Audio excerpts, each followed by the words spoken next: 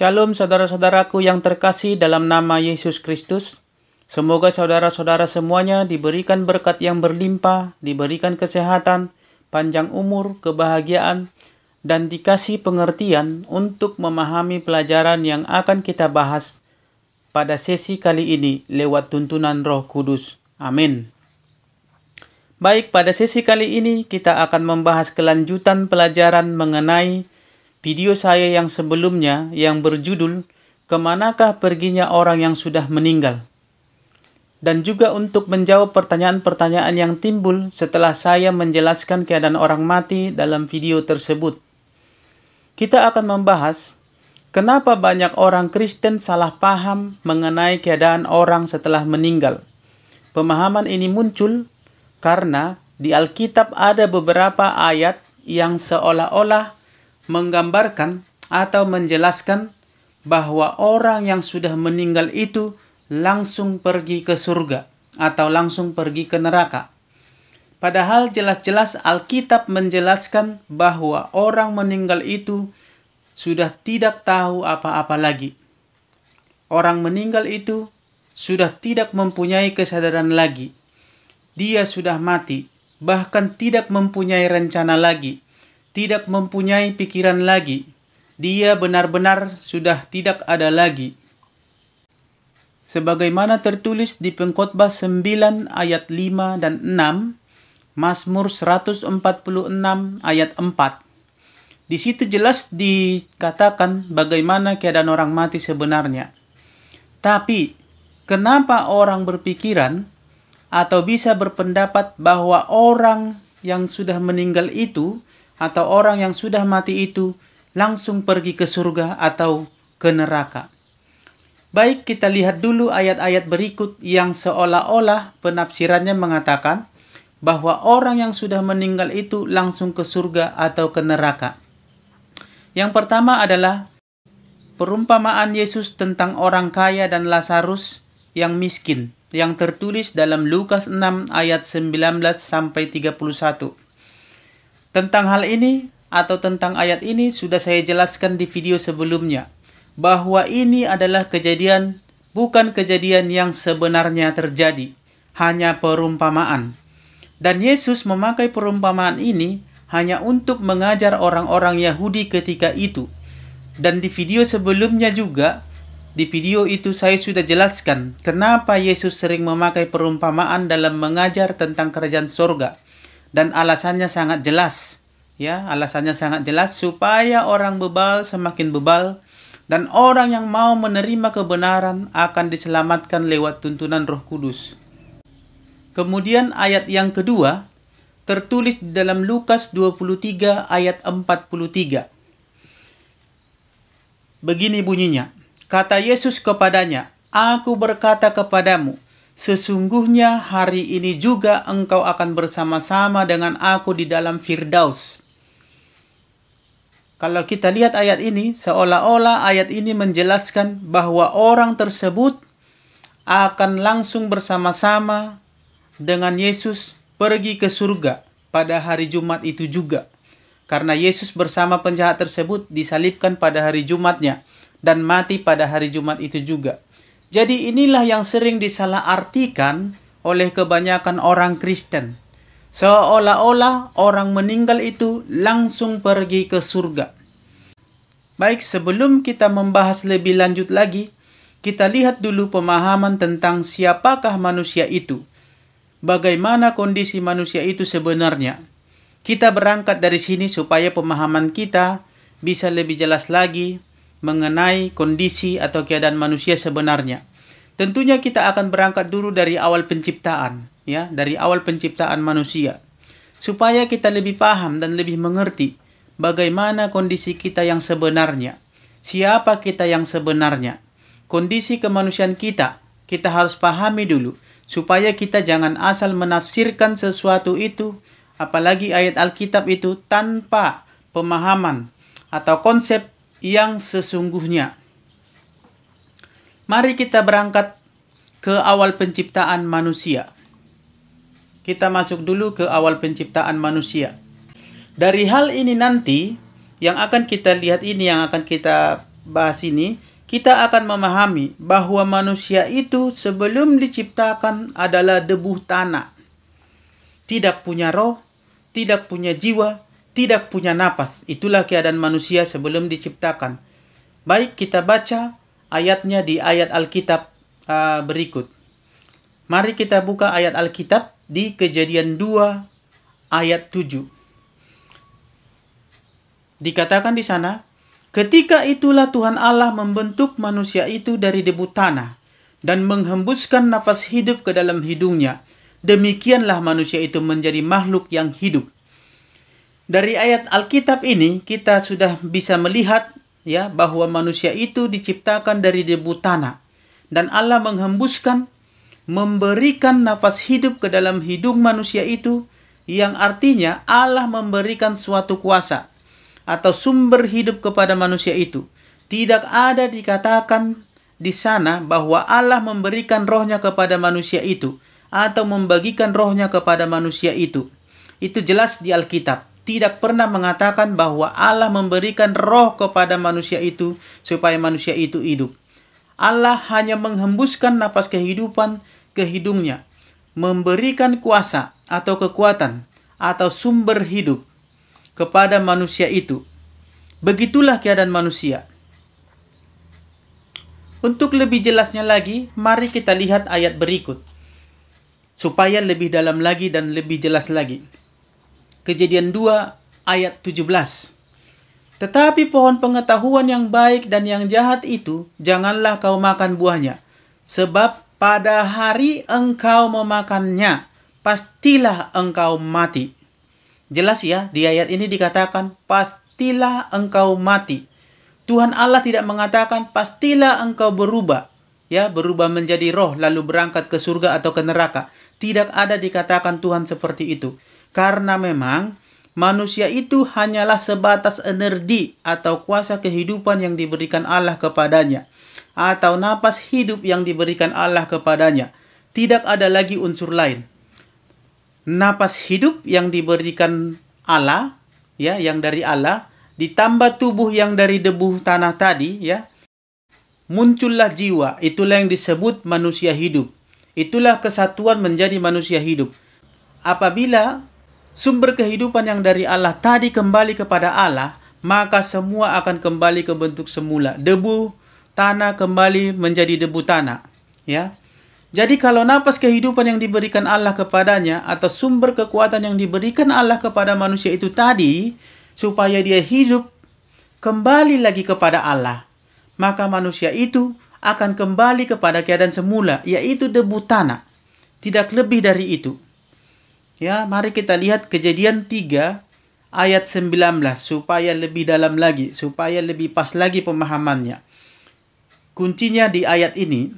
Kejadian 3 ayat 19. Mari kita lihat apa kata Allah mengenai keadaan manusia itu setelah dia mati. Ya, kita lihat Kejadian 3 ayat 19.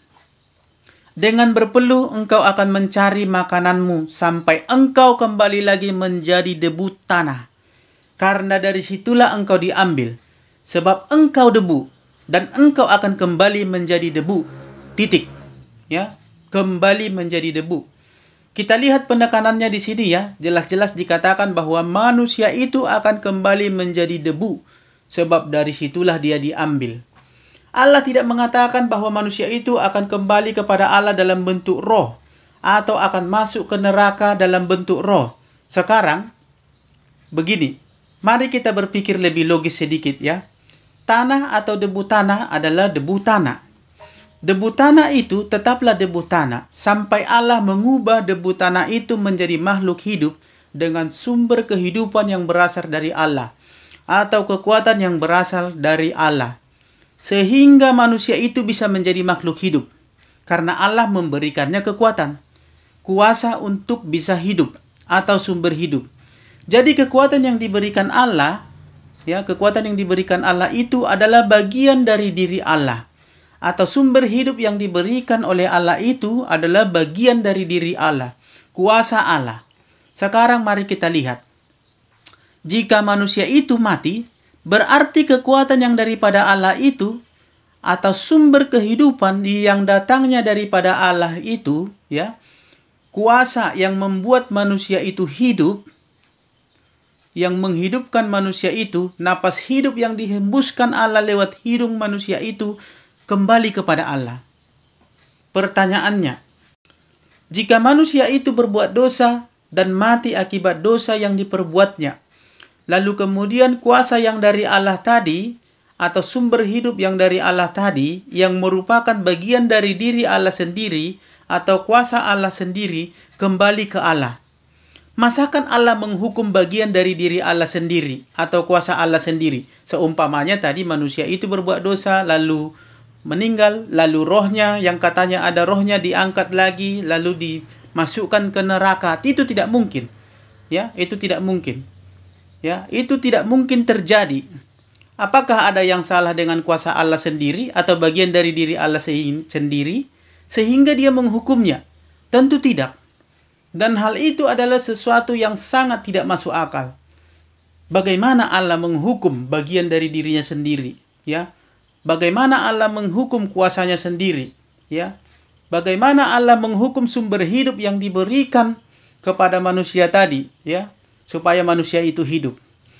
Baik, supaya lebih paham, mari kita dengarkan cerita yang akan saya sampaikan berikut ini. Ini ibarat perumpamaan, ya.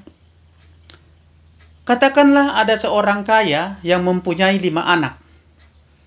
Keempat anak lainnya sudah sukses dalam membuat usaha karena dimodali atau diberikan modal oleh orang kaya tersebut. Tinggallah anaknya yang paling kecil. Dan anak yang paling kecil, karena sudah cukup dewasa dan tidak mau kalah dengan abang-abangnya, dia juga berencana mau membuka usaha. Oleh karena itu, si orang kaya tersebut memberikannya modal. Ya, memberikannya modal untuk berusaha. Karena si anak itu, ya, dia tidak punya modal. Jadi supaya dia bisa menjalankan usahanya, ya, supaya dia bisa membuka usaha, maka dia harus diberikan modal.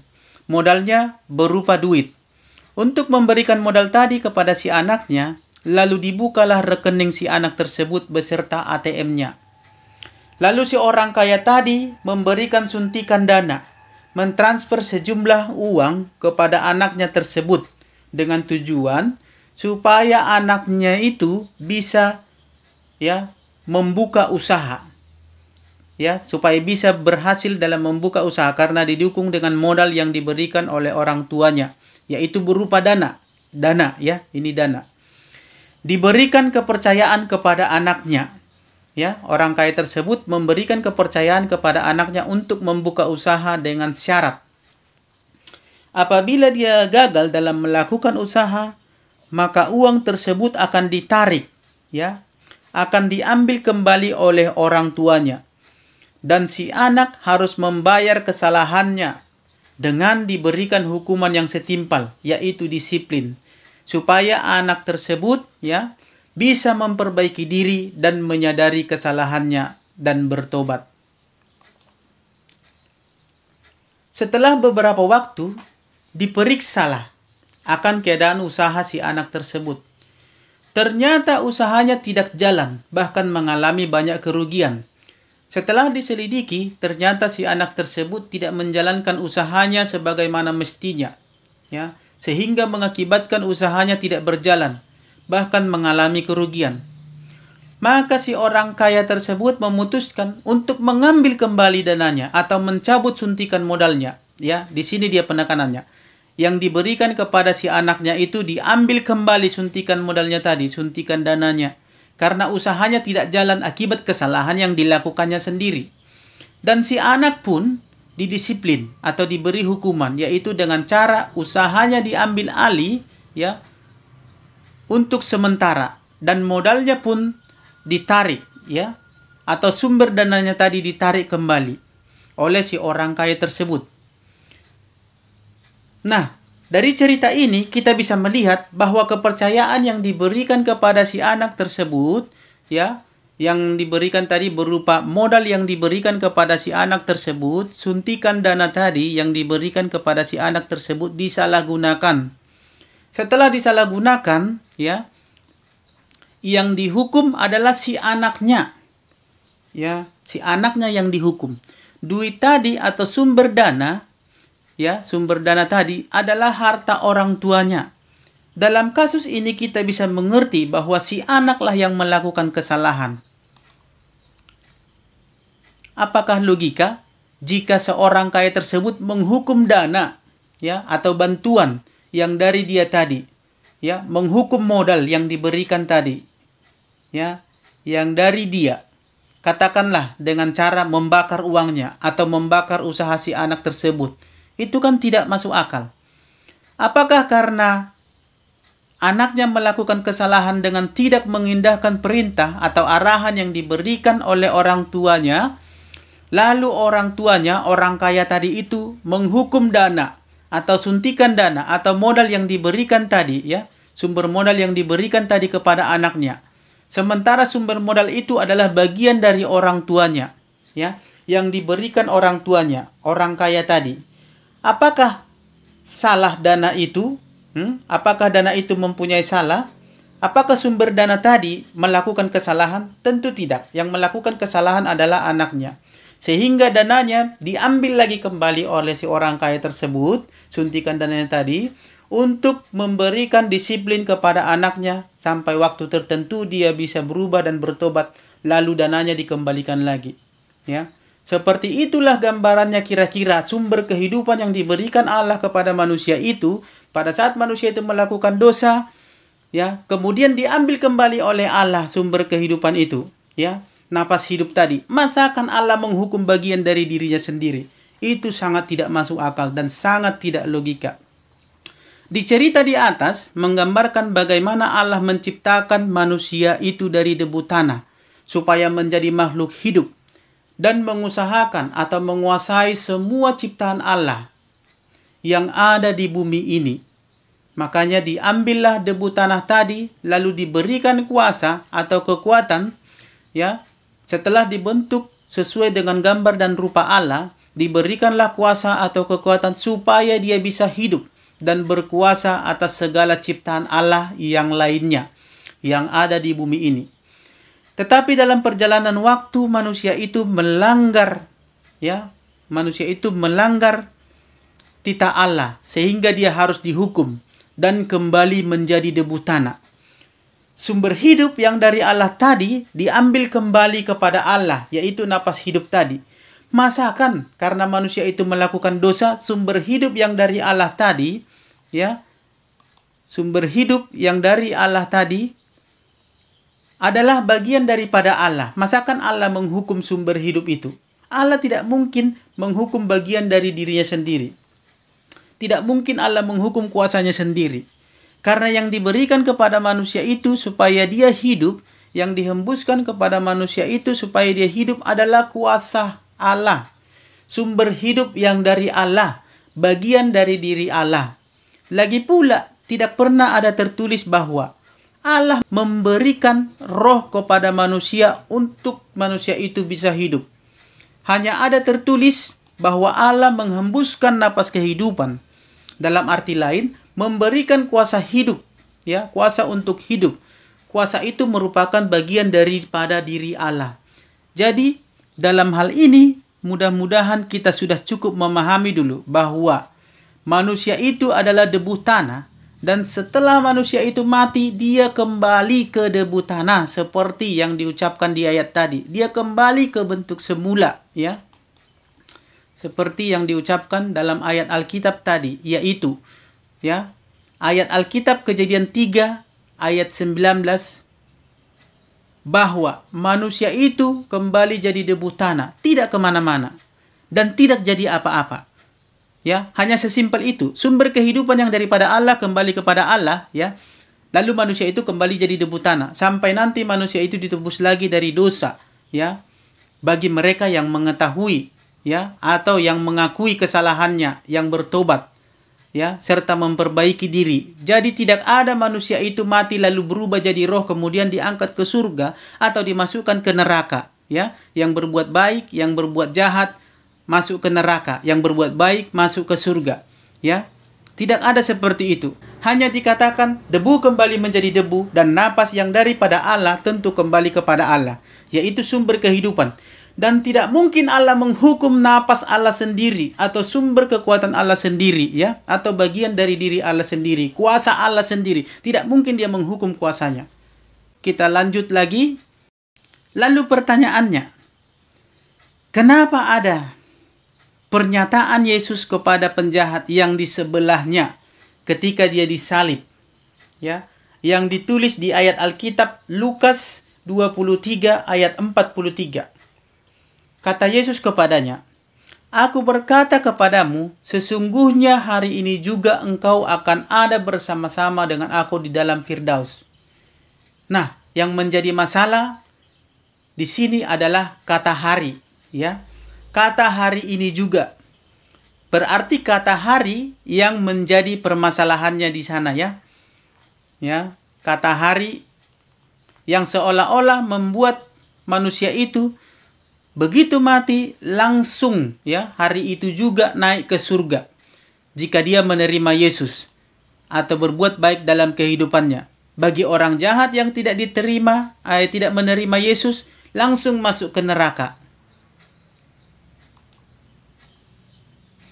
Baik, sebelum kita lanjut membahas kata hari ini juga, ya, permasalahannya tadi di sana, kata hari ini juga. Mari kita lihat dulu ayat Alkitab yang berikut ini. Kita kembali lagi ke zaman penciptaan, di mana Allah menyatakan kepada manusia itu atau memberikan upah kematian kepada manusia itu akibat melakukan dosa. Kita lihat Kejadian 2 ayat 17 supaya pemahaman kita bisa lebih dalam lagi, lebih pas lagi. "Tetapi jangan engkau makan dari pokok pengetahuan tentang perkara yang baik dan yang jahat, karena pada hari engkau memakannya, pastilah engkau akan mati." Kita lihat di sini, ya. Di sini juga ada penekanannya hari, ya. Ada penekanan hari sama dengan ayat Alkitab tadi. Ya. Di sana ada penekanannya hari. Kata Yesus, "Hari ini juga engkau akan bersama dengan aku di dalam Firdaus." Kita perhatikan kata hari di sana. Dan inilah yang sering ditafsirkan, disalah tafsirkan oleh banyak orang yang menafsirkan seolah-olah ayat ini mengatakan bahwa manusia yang mati itu langsung pada hari itu juga ke surga atau pada hari itu juga ke neraka. Ditambah lagi ayat perumpamaan tentang Lazarus, ya, dengan orang kaya. Sekali lagi saya katakan tentang Lazarus dan orang kaya itu sudah saya jelaskan di video sebelumnya. Supaya lebih paham, silakan nanti ditonton videonya, ya, setelah ini. Bahwa perumpamaan tentang Lazarus dan orang kaya itu hanyalah perumpamaan, ya. Cerita tentang Lazarus dan orang kaya itu hanyalah perumpamaan Tuhan Yesus, ya.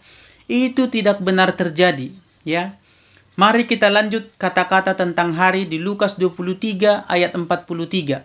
Dan kita perhatikan dengan yang tertulis di Kejadian 2 ayat 17. Yaitu penekanannya tentang hari. Hari ini juga, ya, atau hari itu. Artinya sama, ya, di waktu yang sama. Itu maksudnya. Di sini jelas, ya, menyatakan bahwa hukuman atas dosa Adam, ya, hukuman atas dosa Adam adalah kematian yang sifatnya segera. Apabila kita membandingkan ayat ini dengan peristiwa kejatuhan ke dalam dosa di Kejadian 3, ya, Adam ternyata tidak langsung mati. Ya, dia masih hidup sampai berumur 930 tahun. Kejadian 5 ayat 5. Apakah ayat di pasal 2, ya, apakah ayat di pasal 2 ayat 17 hanya sekedar menggertak Adam saja supaya ia taat? Padahal ia tidak sungguh-sungguh bermaksud untuk menghukum Adam dengan kematian? Apakah perkataan iblis di Kejadian 3 ayat 4 lebih jujur daripada ucapan Allah di ayat ini? Bagaimana kita menjelaskan kesulitan di atas, yaitu mengenai perkataan kepada hari, ya, penekanan kepada hari. Baik, mari kita lanjut ke penjelasan berikutnya. Mari kita masuk lebih dalam lagi. Kita bahas tentang hari, ya. Kata hari di sini adalah yang menjadi permasalahannya. Jadi mari kita lihat kata hari ini. Apakah ini menjelaskan waktu ataukah ada sesuatu hal lain? Kita buka dulu 2 Petrus 3 ayat 8. Ya, ini nih yang perlu kita pahami. 2 Petrus 3 ayat 8. Akan tetapi saudara-saudaraku yang terkasih, yang satu ini tidak boleh kamu lupakan, yaitu bahwa di hadapan Tuhan satu hari sama seperti 1000 tahun di hadapan manusia, ya. Dan 1000 tahun sama seperti satu hari. Itu berarti bahwa hitungan hari di hadapan Tuhan tidak sama dengan hitungan hari di hadapan manusia. Artinya, satu hari di hadapan Tuhan sama dengan 1000 tahun di hadapan manusia. Nah, dari hal ini kita bisa mengerti dan memahami ayat Alkitab tadi yang mengatakan bahwa pada saat Adam memakan buah, ya, buah itu, hari itu juga dia akan mati. Ternyata dia hidup sampai 950 tahun. Kita lihat satu hari Allah sama dengan 1000 tahun bagi manusia. Kita lihat umur Adam setelah dia memakan buah pohon itu tentang pengetahuan yang baik dan yang benar itu. Masih sampai 950 tahun. Jadi tidak sampai 1000 tahun. Berarti tidak sampai satu harinya Allah. Berarti ini menyimpulkan bahwa apa yang dikatakan Allah itu benar-benar terjadi adanya. Yaitu pada hari engkau memakannya. Ya, dalam kurung harinya Allah, bukan harinya manusia. Ya, dari sini kita bisa lihat bahwa hari yang dimaksud adalah harinya, ya, Allah, bukan harinya manusia. Baik, mari kita masuk kembali ke perkara mengenai orang mati tadi, di mana perkataan Yesus yang mengatakan bahwa pada hari ini juga engkau bersama-sama dengan aku di dalam Firdaus. Apakah maksud Yesus pada hari Jumat itu juga? Ya, karena Yesus disalibkan dan mati pada hari Jumat. Apakah maksudnya di sini adalah harinya manusia? Jika Yesus berbicara dari diri kemanusiaannya, maka tentu yang dia pakai adalah harinya manusia. Tetapi jika Yesus berbicara dari sisi ketuhanannya atau kealahannya, maka tentunya yang dipakai adalah harinya Allah. Karena dia berbicara dari sisi kealahannya, tentunya dia memakai harinya Allah. Untuk lebih paham, ya, sama seperti ini, ya, untuk lebih paham, sama seperti ini. Saya ini adalah Pak Maro, disebut orang Pak Maro, dikenal orang di masyarakat Pak Maro. Katakanlah saya bekerja sebagai seorang hakim yang bisa memutuskan suatu perkara. Jika saya sedang menentukan hukuman kepada seseorang, ya, apakah saya berbicara dari sisi sebagai Pak Maro? Tentu saja dalam memutuskan suatu perkara, saya harus berbicara dari sisi kehakiman saya, kedinasan saya. Jadi di sana saya sebagai hakim, ya, memutuskan perkara sebagai hakim, bukan sebagai Pak Maro. Dalam memutuskan perkara, begitulah yang terjadi ketika Yesus memutuskan tentang hidup dan mati, ya, tentang keselamatan kepada penjahat yang di sisinya itu. Karena Yesus menentukan tentang nasib seseorang sebagai Allah atau sebagai hakim, ya, tentu dia harus berbicara dari sisi kealahannya. Maka dari hal ini kita bisa pastikan bahwa Allah di situ, ya, atau Yesus sendiri di situ berbicara dari sisi kealahannya, di mana harinya, ya, harinya Allah itu sama dengan 1000 tahun bagi manusia. Jadi bukan hari Jumat itu yang dimaksud, ya, bukan hari-hari dalam seminggu, bukan hari-harinya manusia. Tetapi Yesus berkata dari sisi kealahannya. Tentu dia memakai harinya Allah, memakai ukuran Allah. Jadi ketika dia berkata kepada penjahat yang di sampingnya pada hari itu juga, ya, atau pada hari ini juga, ya, artinya di situ dia memakai harinya Allah. Di mana harinya Allah, ya, satu hari bagi Allah sama dengan 1000 tahun bagi manusia. Mari kita cek lagi.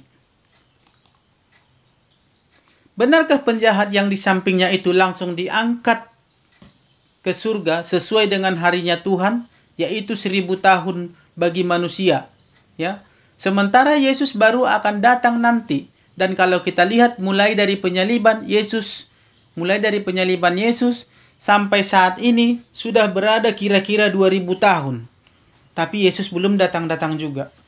Berarti kalau 2000 tahun sudah 2 hari menurut harinya Allah. Nah, ini bagaimana ini?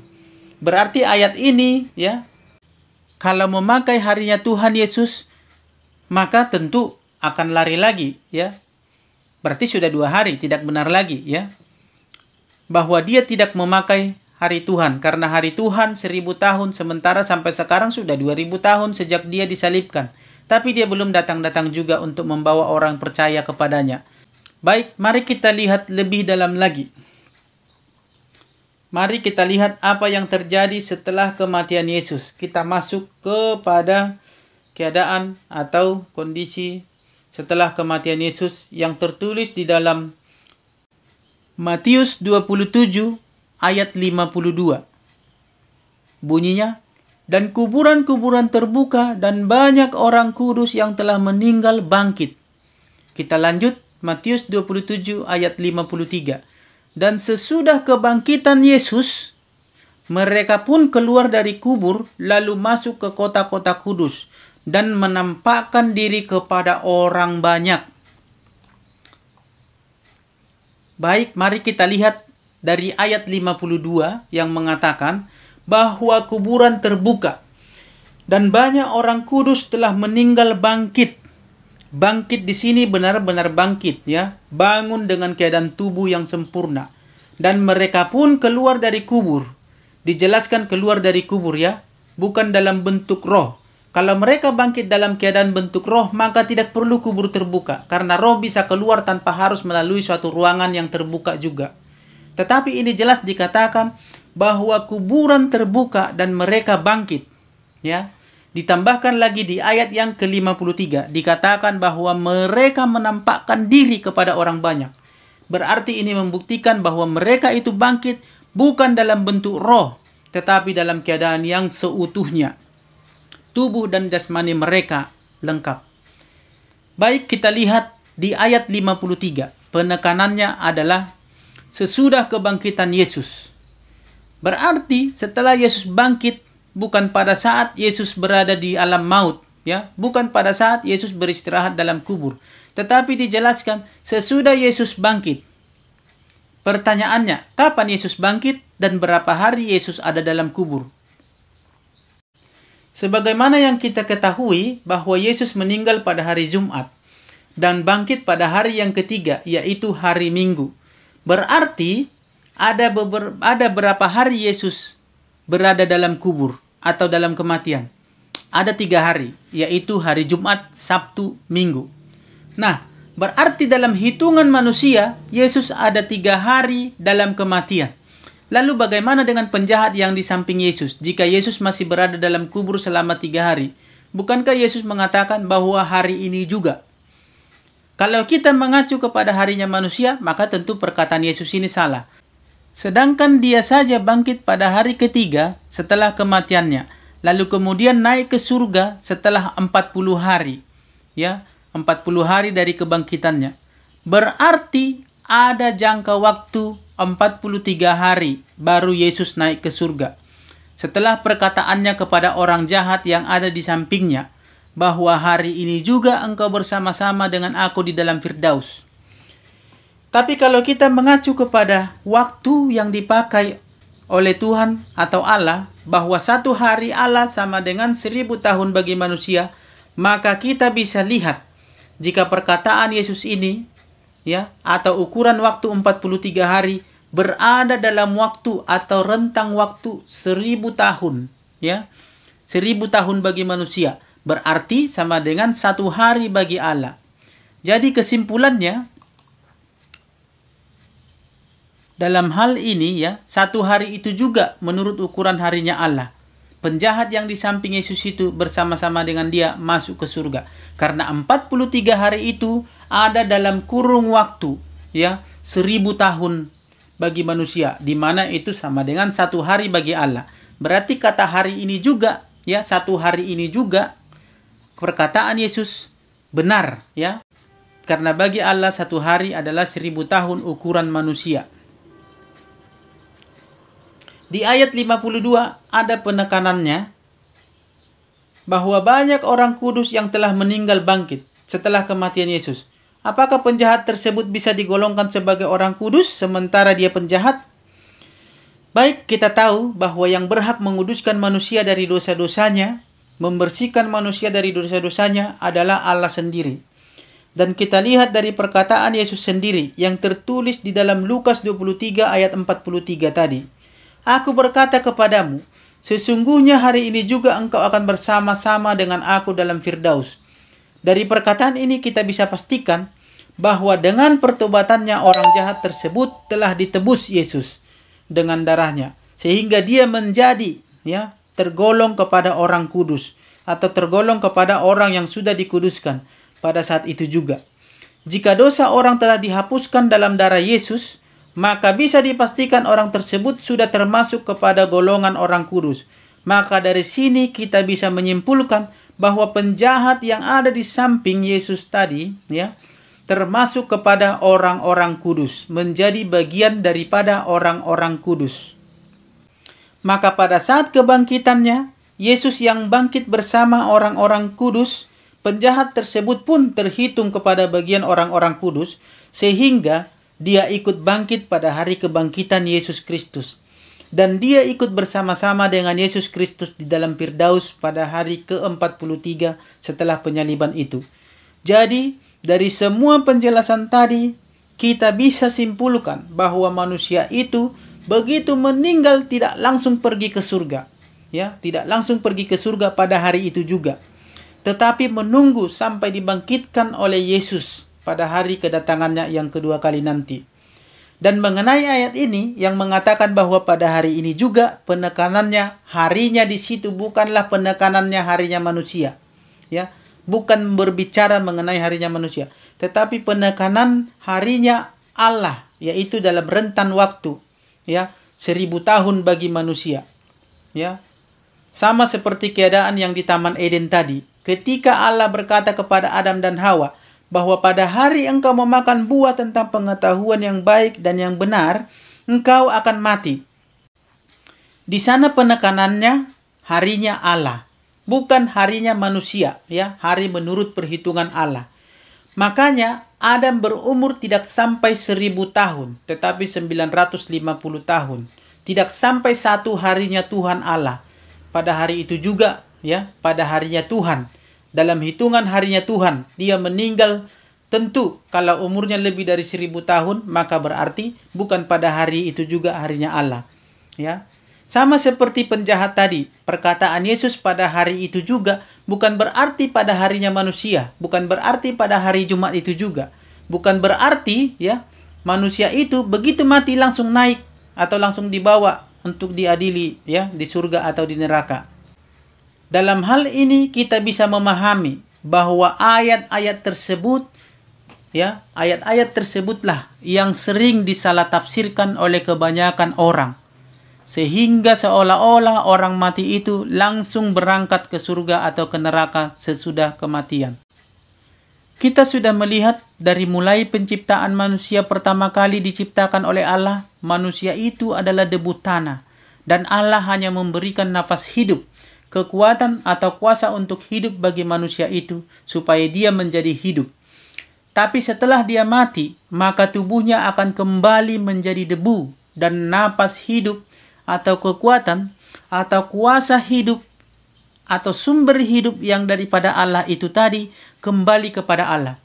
Dan tidak mungkin Allah menghukum napas hidupnya sendiri, atau kekuatannya sendiri, atau kuasanya sendiri, yang kembali kepadanya, yang kata orang kembali dalam bentuk roh, menurut pemahaman orang pada umumnya.